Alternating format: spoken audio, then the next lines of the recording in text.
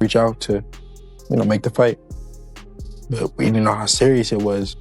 Me and Ryan, we just basically got on the phone. I told him everything I wanted.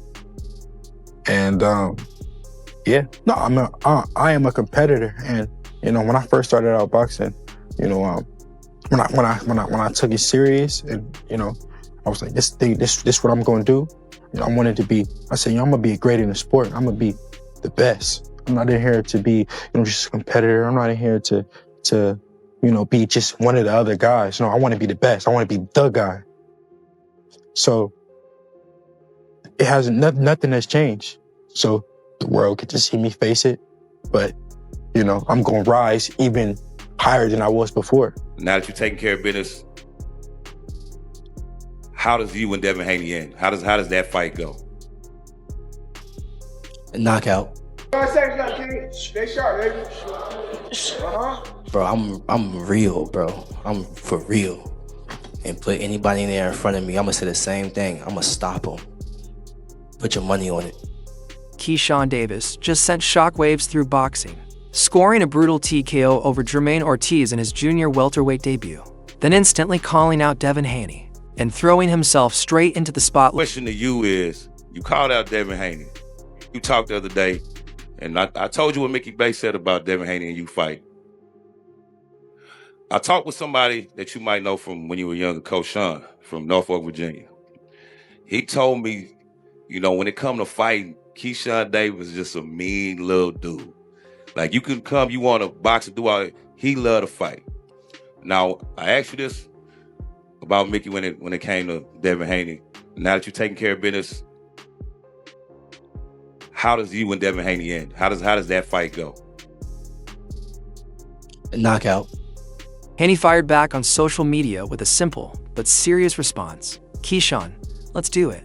Davis answered with full confidence, saying he'd knock Haney out if they fought, and that he's more than ready for elite competition. Devin said, let's do it. I know he's dealing with some legal issues. I don't know what happened. He said he had to turn himself in, but I believe he tweeted Keyshawn, let's do it.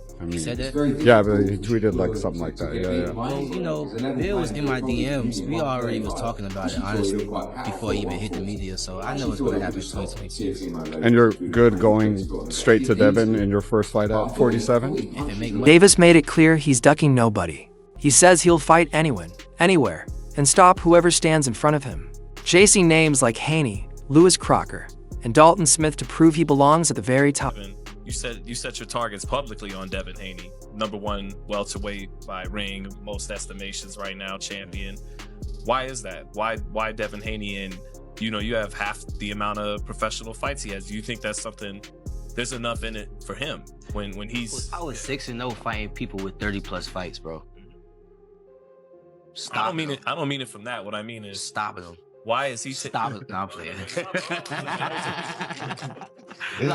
I'm playing, bro.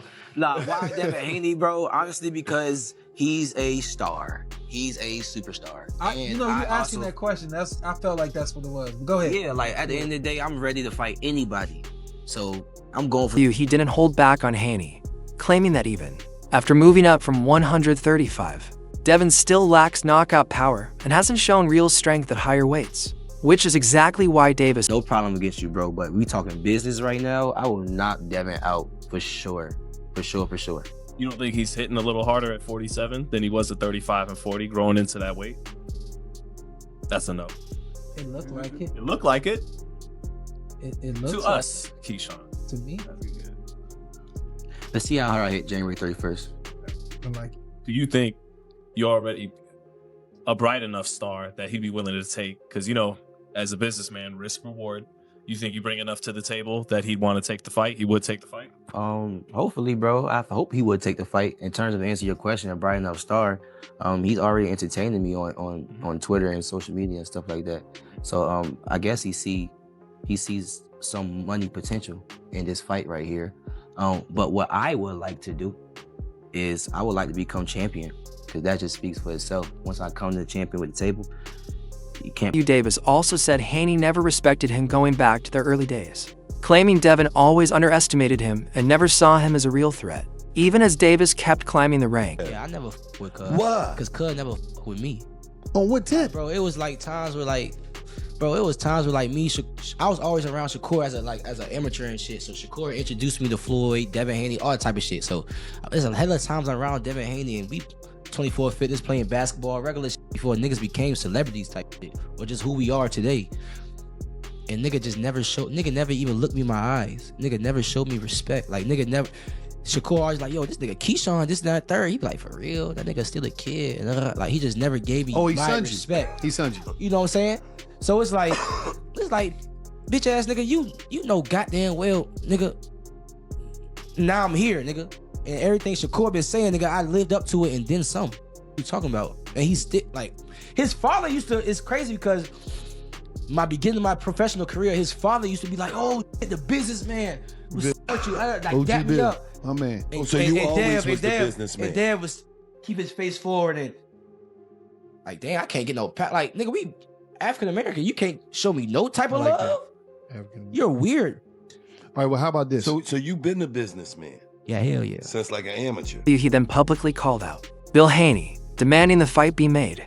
Davis said he's ready right now, and whether the Haney camp backs it or not, he plans to beat Devin in the ring and take that respect himself. Right, but listen, you still got an opportunity when you go handle your business right here, because you know me and you in the DM, correct? And you know you told me that you would look like an opportunity. I believe you. Not Jermaine. Now what we doing? The same thing that we talked about we were gonna do in the DMs before you picked Jermaine. 2026, we doing it. You promise? You promise. You the promoter. Well, I got you. Listen, in the DMs, I got your word on it. All right, just stand on it. Good luck, handle that business, okay? All right. Most importantly, Davis has leveled up by stopping Jermaine Ortiz. The first man ever to finish him, he proved his power, discipline, and growth, especially since Ortiz went the distance with elite names like Lomachenko and Teofimo Lopez, showing Keyshawn is rising fast toward the top of the sport. Stopping Jermaine Ortiz, something that Teofimo Lopez, Lomachenko couldn't do against Jermaine Ortiz. Heck, they had tough battles with Ortiz. Keyshawn relatively was in control and made this look easy. All right, let's talk about the first half of this fight. It was a very awkward and ugly fight as Jermaine Ortiz was moving all around, kind of jittery. Something we anticipated Jermaine Ortiz would do. That's kind of how he fights, really awkward type. Keyshawn Davis was like, all right, cool. The jab was phenomenal for Keyshawn. Yes, the power punches through like the first half of the fight were even. The jab was way in favor of Keyshawn Davis. That's how he was able to keep Jermaine Ortiz at range. So when Ortiz tried to come in quickly, the fight really rounds 8 through 12, Jermaine Ortiz realized, I can't keep doing that. I'm gonna have to just stand right in front of him and kind of box and try and land some shots, because Ortiz did land some shots. And Keyshawn picked him apart. The jab, the right hand, the left hand, hooks. I'm telling you, everything. Keyshawn Davis is back. In the 11th round, stops him with drops him with a body shot, goes to the head, nice right hand. Then you can see on the replay, he looks down, sees Ortiz is covering with his hands up here, looks at the body, sees it wide open, left hand to the body, drops him. Awful left eye swollen, basically shut. They're like, all right, last round, let's go ahead. Keyshawn, 15 seconds left, does what he needs to do, gets the stoppage, the TKO. Ref says, yeah, no, I can't do it anymore. I can't watch this. And Keyshawn Davis is back. Hey, he called out Devin Haney immediately after the fight. He wants to go up to 47. Already looked pretty big, looked strong at 40. A lot, bro, could punch a little bit. I was surprised. I'm like, damn, okay. But yeah, man, I just felt like, I feel like he had a lot of respect for me in the ring. I feel like I was already getting to him in the weigh-ins and press conference. I don't know. I think I just always get to my opponents before I fight. It's just, I don't know. I don't know what it is. But I just be being myself, for real. And he was showing me a lot of respect in there in the ring. But also, as the fight just kept going on, we both got comfortable with each other. Like, all right, bet. So I did fear him actually trying to win, for sure. But, like, after a while, as I kept punching him and as my strength and energy was not going down, he was just in there. So then after like 6th round, I'm like, all right, I got 6 more rounds to go. I'm really about to try to stop you now.